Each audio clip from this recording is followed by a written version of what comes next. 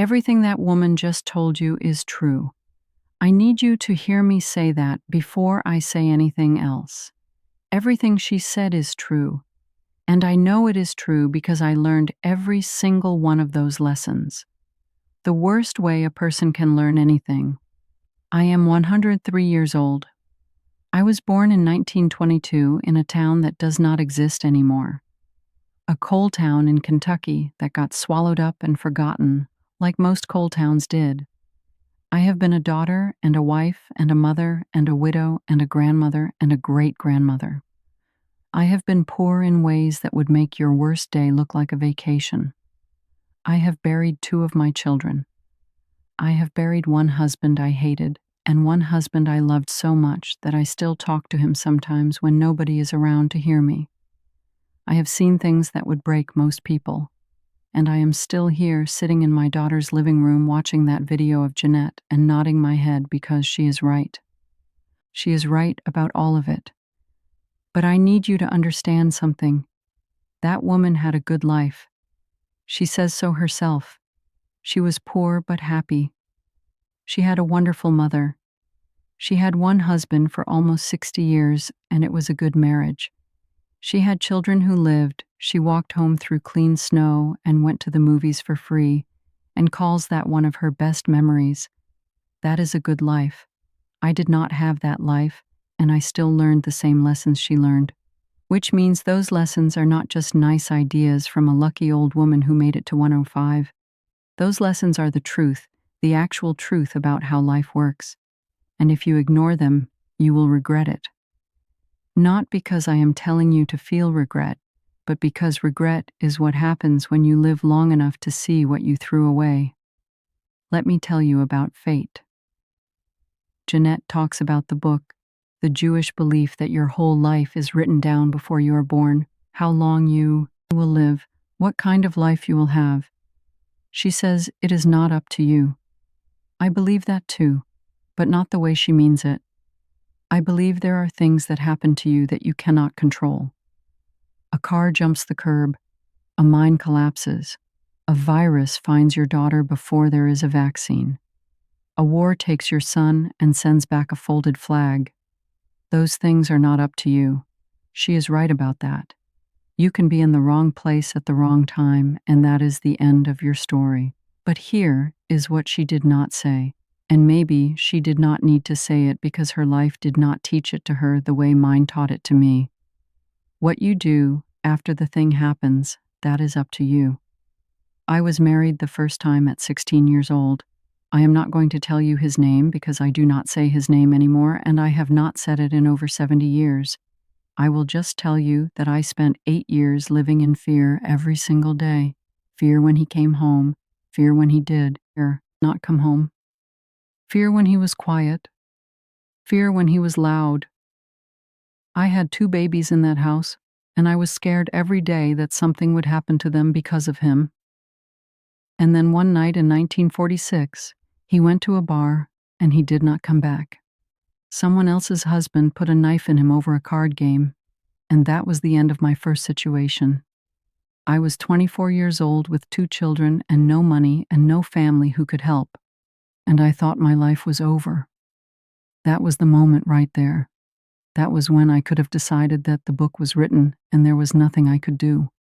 That fate had dealt me a bad hand and I just had to live with it until I died. But I did not decide that. I decided that the book might be written, but I was going to read it my own way. I took those 2 children and I got a job cleaning rooms at a motel outside of Lexington. I saved every penny I could hide. I met Earl at a church supper 3 years later, and I did not trust him at first because why would I trust any man after what I had been through? But Earl was patient. Earl waited. Earl showed me with his actions, and not just his words, that he was not going to be like the one before. I married Earl in 1949, and that was the beginning of my real life. 50 years with that man, 3 more children. A farm that was not much, but it was ours. Quiet mornings and hard work, and a kind of peace I did not know existed until I was almost 30 years old. You might hear that and think, well, you got lucky. You escaped a bad situation and found a good one. But luck is not what got me out of that first marriage. A knife in a bar got me out of that first marriage. What I did with my freedom after that, the choices I made, the work I put in, the way I decided to trust again, even though every part of me was screaming not to. That was not luck. That was me deciding that my story was not finished yet. That is what I need you to understand. Your story is not finished yet either, and you are the one holding the pen. Jeanette is right that you cannot control how long you live. I have watched people younger and healthier than me drop dead from things nobody saw coming. I have watched people who did everything right get cancer anyway. I have watched people who smoked and drank and never exercised live to 95. There is no formula. There is no secret. But she is also right that people make life better or worse. She said that the people can make the world better or they can make it worse. It is all up to the people, and that includes you. It is up to you what kind of person you are going to be today, right now while you are watching this video instead of doing something else. What kind of person are you going to be when you stop watching? Are you going to call someone you have been meaning to call? Are you going to apologize for something you have been too proud to apologize for? Are you going to tell someone you love them before it is too late? Because it will be too late someday. I promise you that. I have watched it be too late more times than I can count. Let me tell you about my daughter. Her name was Mary Catherine, and she was born in 1941. She was my first baby, my miracle, I called her, because she came into a house full of darkness and brought light with her anyway. She had blonde hair and blue eyes, and she laughed at everything. Even when things were bad, she would find something to laugh about. She kept me alive during those years when I was not sure I wanted to stay alive. In 1952, she got sick. Polio. She was 11 years old. I remember the doctor coming to the house. I remember the way he looked at me. I remember knowing before he said anything what he was going to say. And I remember the next 3 weeks watching her get weaker, watching her try to smile at me even when it hurt. Watching her slip away piece by piece until one morning I went in to check on her and she was gone. I was 30 years old. I had already survived things most people never have to survive.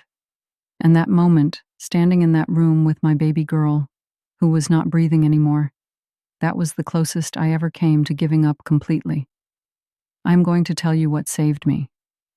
Earl did not try to fix it. He did not try to make it better. He did not say that everything happens for a reason or that she was in a better place or any of that nonsense people say when they do not know what else to say. He just sat with me for weeks, for months.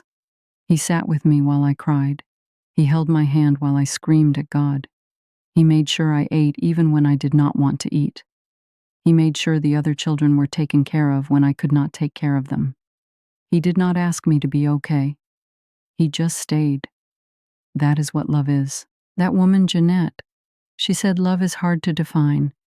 She said she would define respect instead. I understand why she said that. Respect is easier to explain. But I have been married twice, and I can tell you exactly what love is.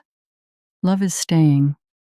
Love is being there when there is nothing you can do and staying anyway. Love is not running away when things get ugly. Love is not giving up on someone when they are at their worst. My first husband did not love me. He wanted to own me. There is a difference. Some of you watching this know exactly what I mean. Some of you are living with someone right now who wants to own you instead of love you. And you are telling yourself that it is not that bad, that things will get better, that you can fix them if you just try harder. You cannot fix them. I spent 8 years trying to fix a man who did not want to be fixed. I almost died trying. And the only reason I got out is because someone else killed him before he killed me. If you are in a situation like that, get out. I do not care what it takes. I do not care how scared you are. I do not care if you have nowhere to go. Get out because staying will destroy you and you deserve better than destruction. Jeanette talked about marriage lasting, about not giving up too easily, about giving it a chance. She is right. But she is talking about marriages between two people who both want to be there, two people who are both trying, two people who fight sometimes but come back to each other, who turn their backs to each other in bed when they are angry but wake up in the morning and try again. That is not the same as staying with someone who hurts you.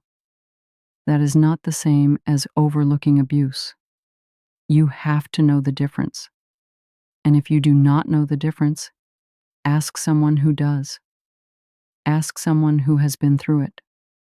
They will tell you the truth. Let me tell you about my son. His name was James Earl Patterson Jr., named after his father. We called him Jimmy.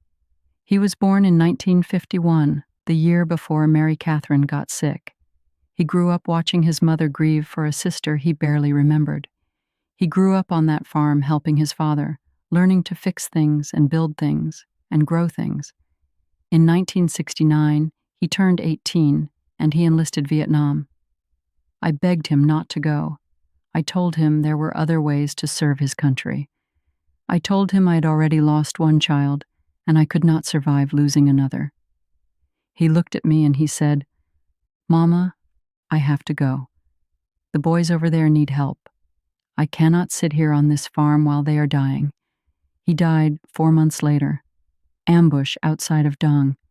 They sent me a letter and a flag and a box with his things in it, his watch, his wallet, a picture of our family he kept in his pocket. I was 47 years old. I had now buried 2 of my children.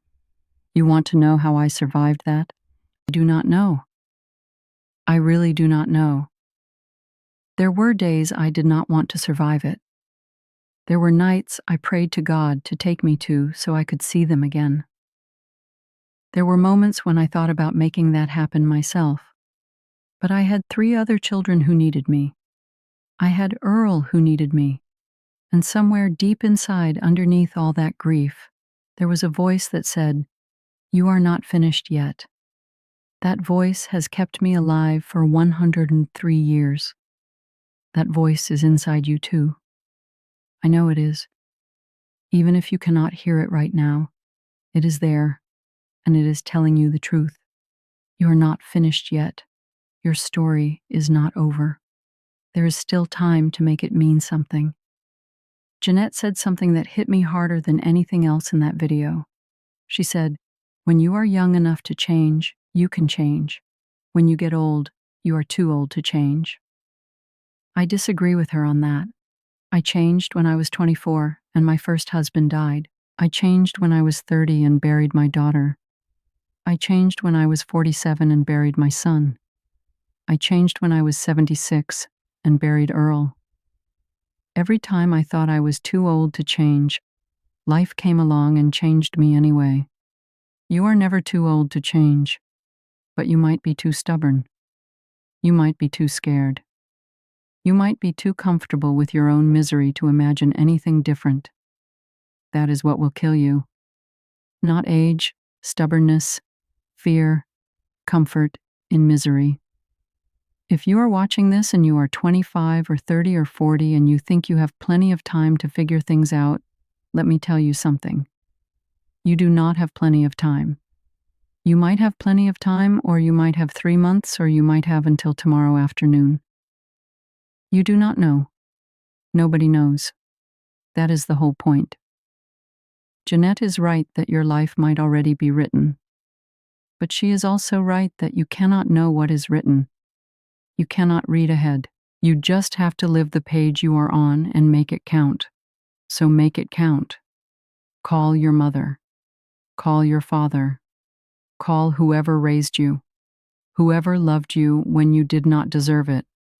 Whoever stayed with you when everyone else left. Call them and tell them thank you. Tell them you love them. Do it today. Do it right now when you finish watching this, because I promise you there will come a day when you cannot make that call anymore. There will come a day when you pick up the phone and remember that they are gone, and you will think about all the times you meant to call and did not. Do not let that happen. I am 103 years old. I have more regrets than I can count, but the regrets that hurt the most are not the things I did.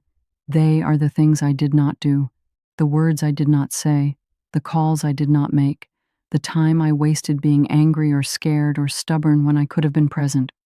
You still have time. Use it. That woman, Jeanette, she said, treat people the way you want people to treat you. She said, it is so easy to be nice to somebody. She is right. It is easy, and most people still do not do it. Be one of the ones who does. Be kind when you do not have to be. Be patient when it is hard.